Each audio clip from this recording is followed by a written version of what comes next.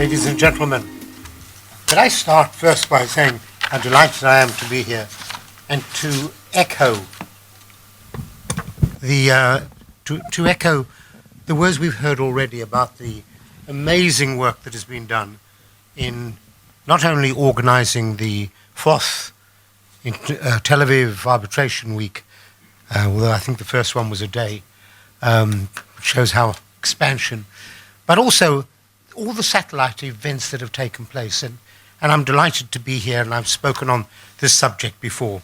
And I've been asked to talk about the development of an arbitration hub in the Middle East in the light of the Abraham Accords. And there seems to be an unbelievable opportunity now with a change in circumstances that which is groundbreaking. We've heard about that. I'm not going to go into that. I am neither a political scientist or an economist. I'm a simple lawyer who knows a little bit about arbitration. And so I stick to what I feel comfortable with. But I think there are factors that affect arbitration which we lawyers don't always appreciate. And so let me start with an essential, which is fundamental to our arbitration.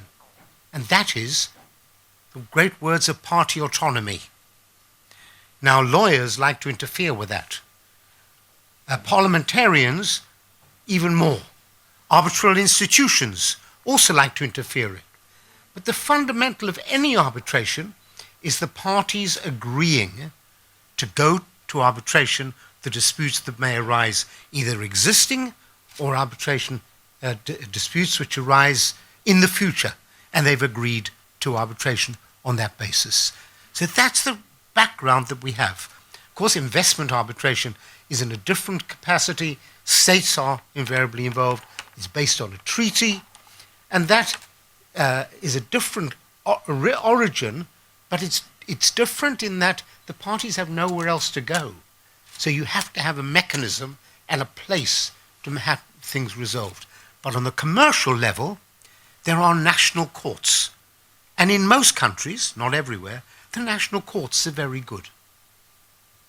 The problem for the international cases is the lack of comfort of a party going to somebody else's court, and also not understanding the system in that other country. And that creates various difficulties.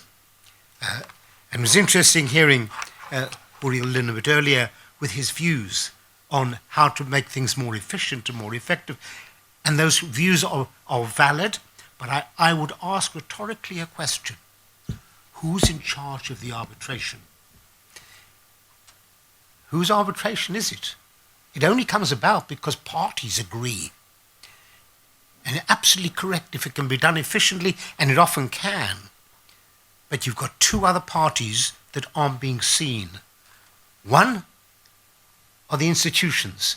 Institutions have their own systems, their own bureaucracies, their own way of working, and sometimes can interfere, and increasingly do, with the content of the arbitration, or the way it is conducted. And the other, unseen, are law firms. I don't mean the lawyers representing, but law firms increasingly can make cases bigger than they are, can make things longer than they are, and it's up to strong arbitrators able to impose a will by identifying the issues which need to be determined and then helping the parties to bring their arguments, however deep they are, and present the evidence. So I think there are great challenges. And it's when you have a new area and new options that there are possibilities of introducing something which is new. Often takes a certain amount of guts. The question is, how do you develop? The word that was used to me by Menashe, a hub in this area. There is a hub. I don't know how big a hub is, but there is a hub. Because I know from my own experience that I personally have been involved in several arbitrations in Israel, as well as arbitrations outside involving Israeli parties. So we know there's plenty of arbitration here. We heard the numbers from Menashe earlier. So there is a hub. The question is, how do we make that hub an international hub? There's a lot of expertise. I've talked about that before to Israeli lawyers some weeks ago.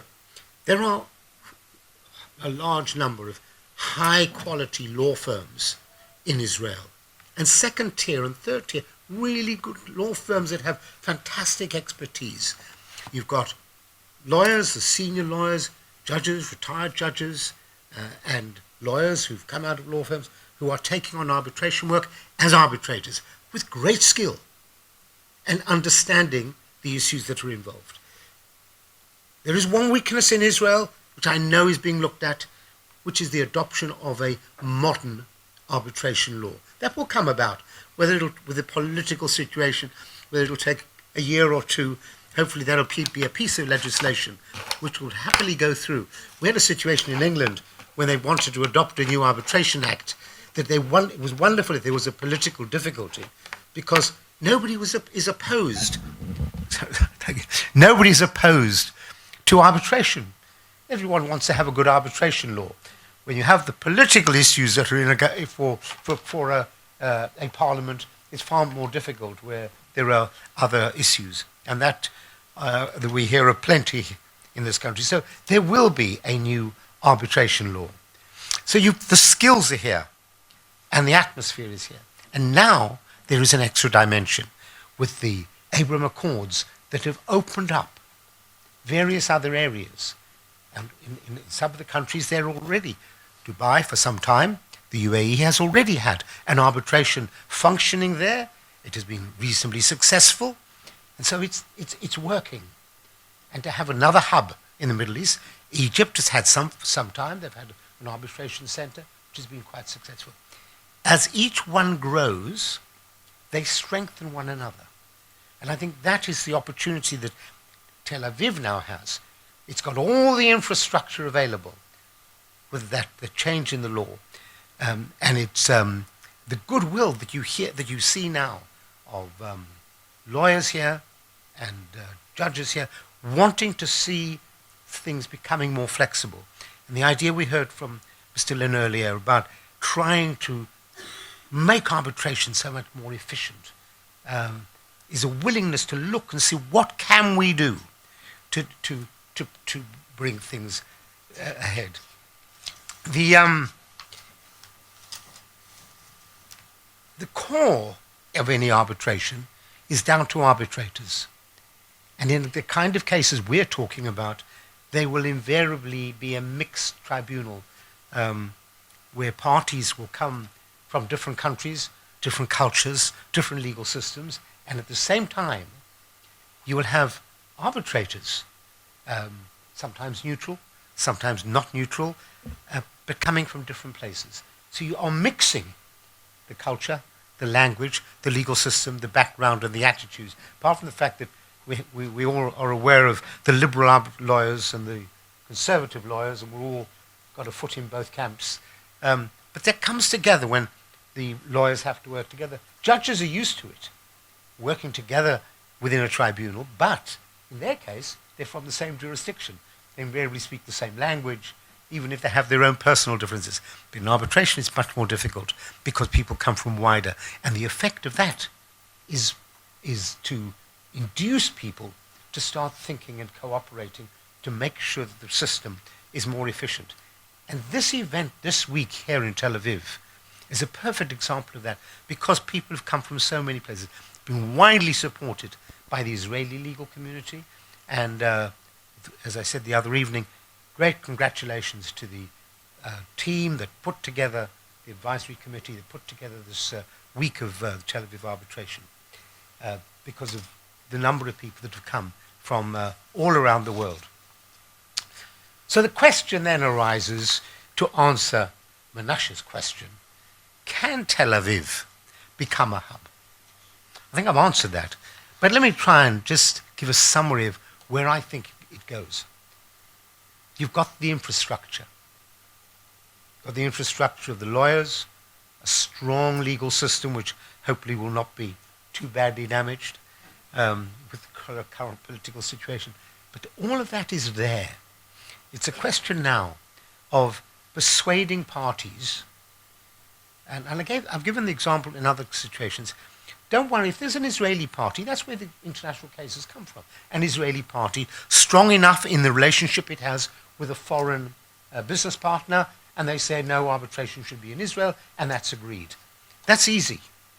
But can you persuade the party in Latin America who is in a business transaction with somebody in Africa or in Central Europe to treat Tel Aviv as a neutral venue and come here for their arbitration?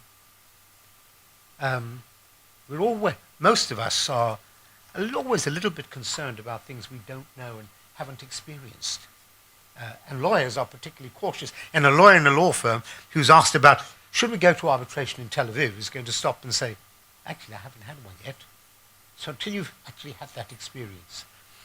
So the real issue is when you've got all that infrastructure in place, how does that happen?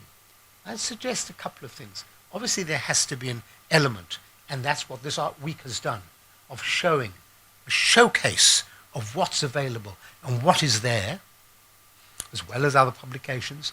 Israeli lawyers, and in particular the Israeli Institute for Commercial Arbitration, being out there, working with other institutions. We're also a major institution. Going out there and working in the same way as I know that is being worked between the Dubai Institute and the Israeli Institute, showing what they're doing. Because once that word gets out and people then say, oh, I had an arbitration in Israel under these rules about this kind of subject, the word gets out and there is a positive result. So is there going to be a hub? I don't know. Time alone will tell. But I think there is the possibility of developing a hub. I can't see, in all honesty, Tel Aviv having the kind of arbitration, numbers of arbitration, as you see in Paris or in London. But that's for a different reason. There's a historical reason, and they are very big cities with a lot of business that goes on. This is a relatively small but a neutral country in the same way as Singapore. So I see this as a really positive opportunity, and with a fair wind coming forward and the right politics which exist in the region, I think there must be a pretty good chance of developing more arbitration here involving third parties, hopefully with great success. Thank you very much.